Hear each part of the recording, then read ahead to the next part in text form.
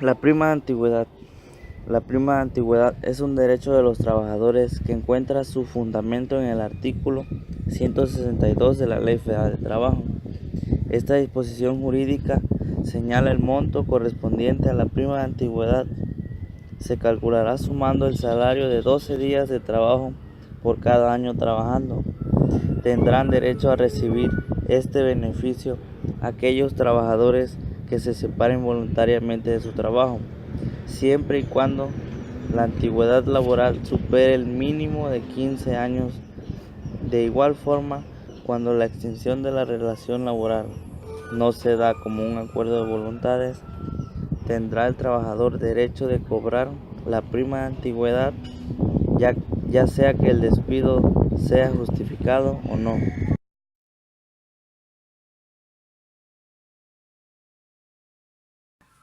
Mi nombre es Maritza González Jerónimo y a continuación les hablaré un poco acerca de las características de la prima de antigüedad.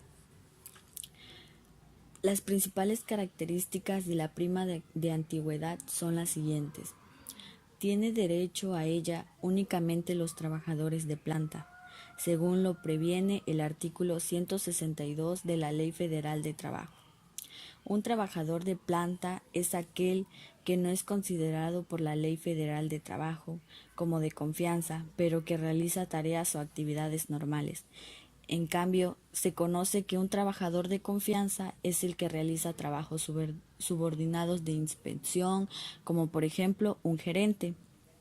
Se suele pagar como máximo el doble del salario mínimo de la localidad. Este pago consiste en el pago salarial de 12 días del trabajador por cada año de salario. Otra característica es que cuando el trabajador se retira voluntariamente de su empleo, pero tiene menos de 15 años de servicio, no tendrá el derecho a la prima.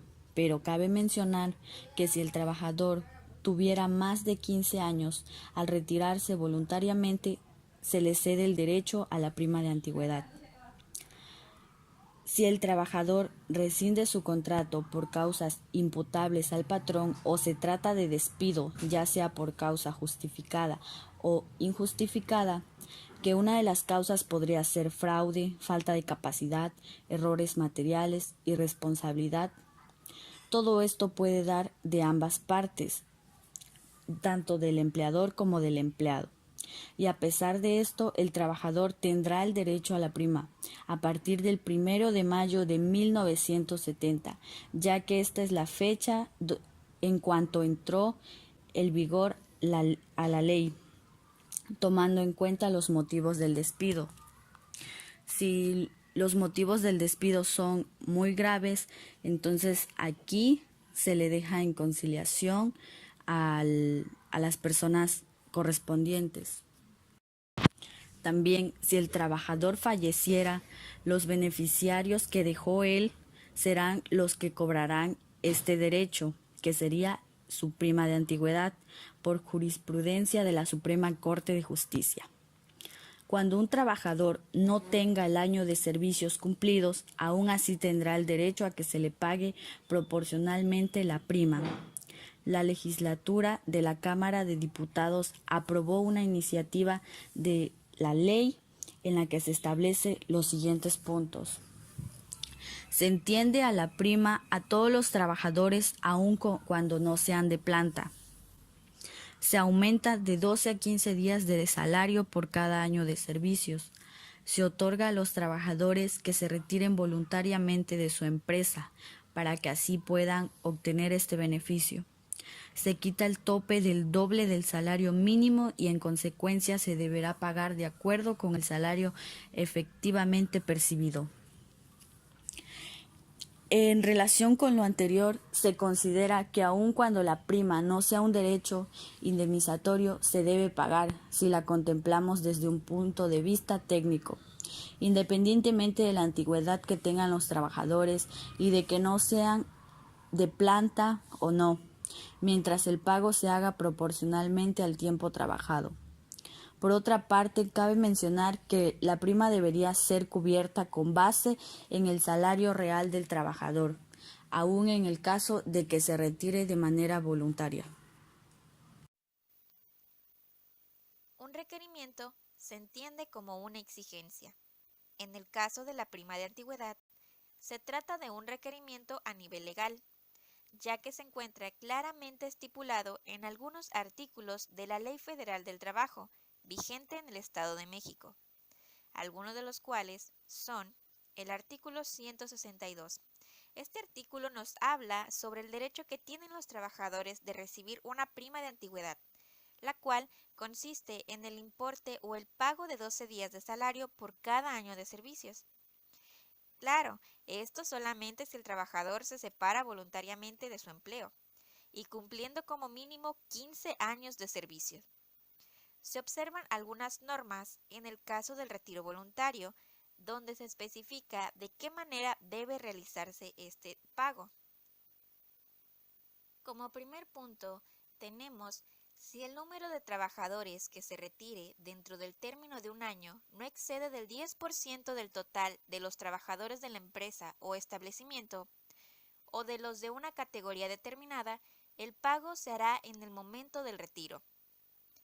En cambio, si el número de trabajadores que se retire excede del 10%, se pagará a los que primeramente se retiren y podrá diferirse para el año siguiente el pago a los trabajadores que excedan de dicho porcentaje.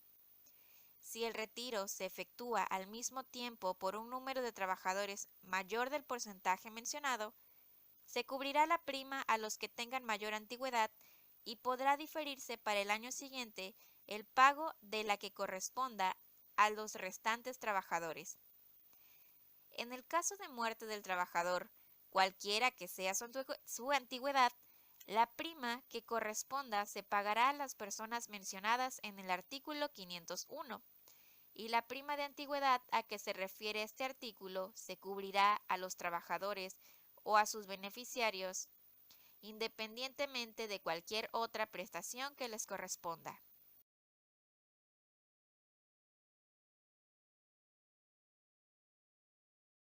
La prima de antigüedad, el periodo en que se aplica un año a partir de que éste es exigible.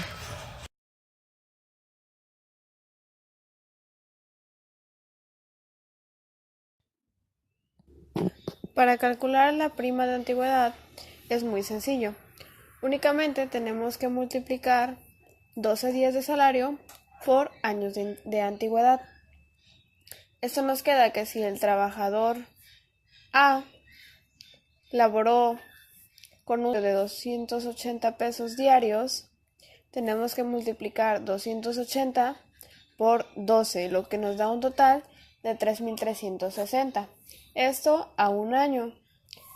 Entonces tenemos que si nuestro trabajador A laboró 10 años, tenemos un total de 33.600 pesos. Esto es el total de nuestra prima de antigüedad. Reparto de utilidades. El reparto de utilidades es un derecho establecido en la Constitución que permite que los trabajadores gocen de un porcentaje de las ganancias que genera una empresa de la cual forman parte como fuerza laboral. La Ley del Trabajo, en su artículo 120, dispone que será considerado utilidad la renta gravable tomando en cuenta las normas jurídicas dispuestas en la Ley del Impuesto sobre la Renta. La cantidad a la cual podrán ascender los ingresos en concepto de utilidades para un trabajador depende directamente de la aclaración anual que presente la empresa ante las autoridades fiscales competentes.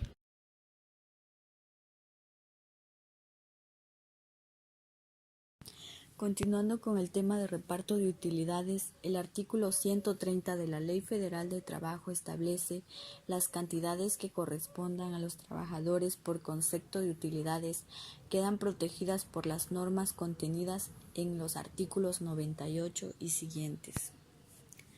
Bueno, ahora les hablaré acerca de las características del reparto de utilidades, que son los directores, administradores y gerentes generales de la empresa, socios, accionistas, profesionistas, técnicos, entre otros, que presten sus servicios mediante pago de honorarios sin existir una relación de trabajo subordinado, trabajadores domésticos no tienen derecho al reparto de utilidades. Cabe mencionar que los trabajadores de confianza sí tendrán el derecho al reparto de utilidades, los antes mencionados no. Tratándose de personas morales, el pago debe pagarse entre el 1 de abril y el 30 de mayo. Si el patrón es persona física, entonces desde el 1 de mayo hasta el 20 de junio. Como sabemos, una persona moral es la empresa y una persona física es el dueño o representante de la empresa. Entonces, el pago de nuestro reparto de utilidades tiene mucho que ver con la persona que estamos laborando, ya sea moral o física. El pago de utilidades no es un monto fijo, sino un cálculo que depende en primer lugar del monto de utilidades que haya determinado el patrón en su declaración anual. La distribución de las utilidades está dividida en dos. La primera se divide que a todos los trabajadores les tocará la misma cantidad por los días laborados. La segunda se reparte en proporción al monto de los salarios devengados por el trabajo prestado durante todo el año.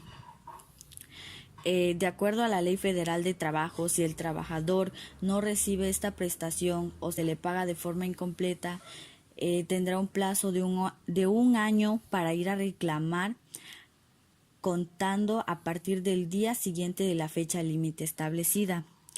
En todas las empresas debe de haber una comisión mixta del reparto de utilidades que es la encargada de llevar el control de esta. Si el trabajador, como ya les había mencionado, tiene algún problema con su reparto de utilidades, debe de informarse e ir a comisión mixta, que es el encargado de ellas, para después proseguir a las siguientes instalaciones o a las siguientes autoridades. También cabe mencionar que la base para el reparto de utilidades es únicamente el salario por cuota diaria, sin incluir otros como horas extras, primas, gratificaciones, prestaciones, entre otras. Sin embargo, cuando el salario es variable, se toma la cuota diario en promedio. Cuando un empleado no tiene un salario fijo, lo que hacen es que se saca el promedio y esa sería la base para el reparto de utilidades. En el caso de los trabajadores de confianza, se tomará como salario tope base el reparto de utilidades el resultante de sumar el 20% al salario sindicalizado. Muchas gracias.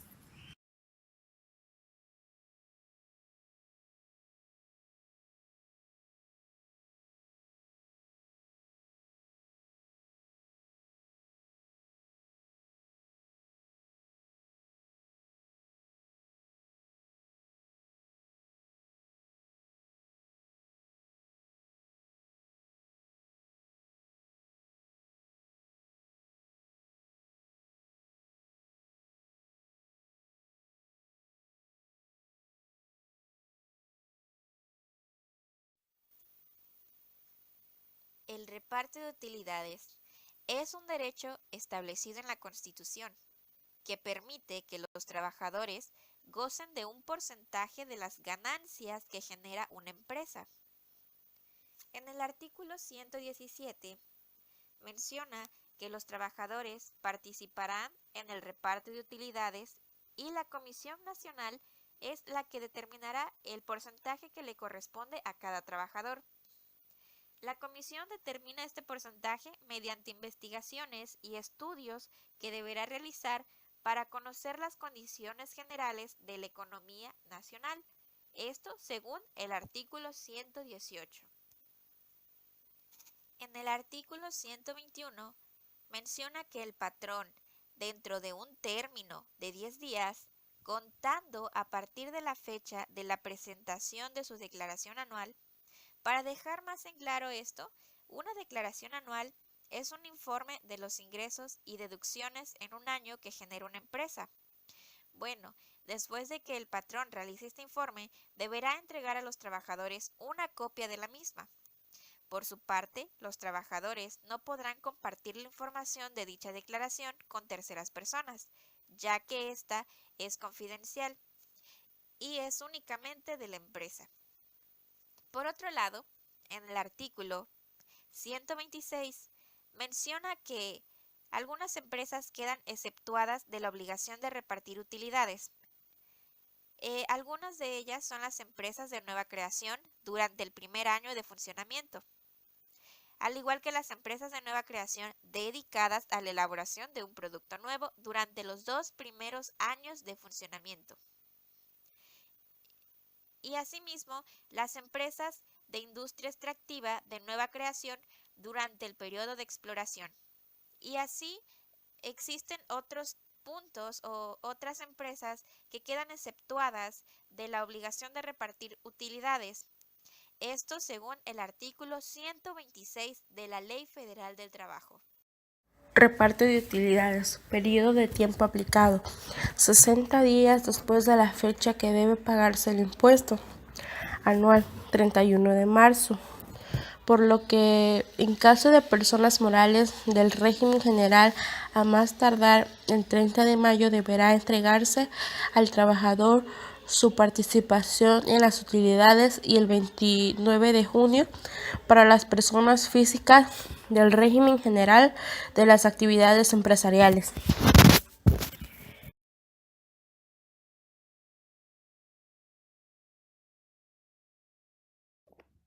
Para calcular el reparto de utilidades debemos de tener en cuenta los siguientes datos. Primero tenemos que saber cuál es el monto a distribuir. Seguido de esto debemos saber cuántos son los empleados a quienes les vamos a distribuir dicho monto. Tenemos que saber el total de días laborados de cada empleado. Posteriormente se hace una suma. Lo mismo con el salario percibido. El salario percibido de estos empleados y posterior se hace una suma. El monto total se debe dividir 2. De aquí se derivan 2 factores.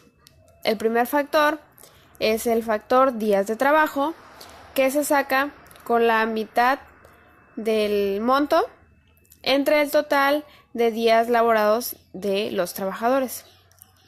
El siguiente factor es el factor del salario percibido, el cual se saca con la segunda mitad del monto, el cual es dividido entre total. Y bueno, una vez que tenemos esto, vamos a multiplicar los días trabajados de los empleados en par. Les mostraré un ejemplo a continuación.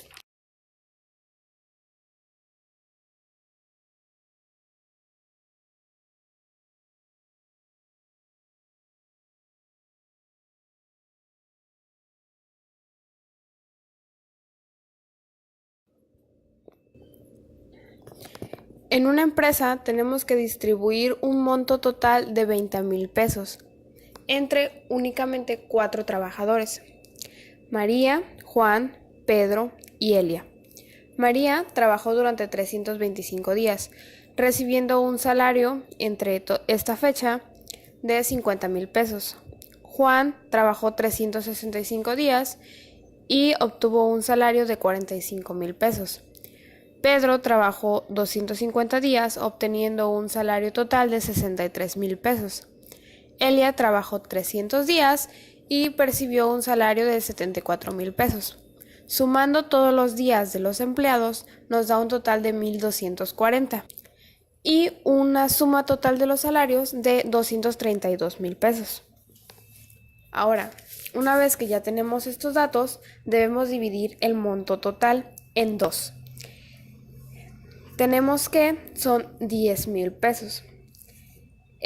Para esto, en este caso, vamos a sacar el factor días trabajados, lo cual es 10,000 pesos entre 1,240 días, que son el total de días trabajados, lo cual nos da un total de 8.06.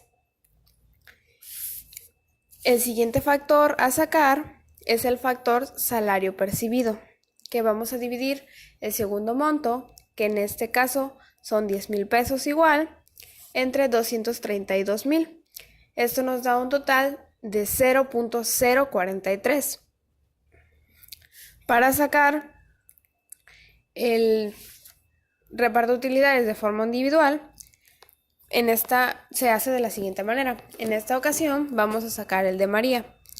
Se multiplican 325, que es el total de días que ella trabajó, por el factor días trabajados, que en este caso es 8.06, que nos da un total de 2.619,50 centavos. La siguiente parte es multiplicar su salario, que fueron de 50,000 pesos en ese tiempo, por el factor salario percibido, que es 0, los cuales nos da un monto final de 2.150. Ambos montos los vamos a sumar, así que tenemos que son 2.619.5 más 2.150, lo cual nos da 4.769,50 centavos. Esto es lo que a María le corresponde por reparto de utilidades. Una manera de corroborar de que hicimos bien este cálculo es que debemos sumar el total de todos los trabajadores, de todos los datos, y este nos debe dar el monto a repartir. Esto que estamos sacando es el reparto de utilidades neto, puesto que en la nómina se le descontarán los impuestos debidos.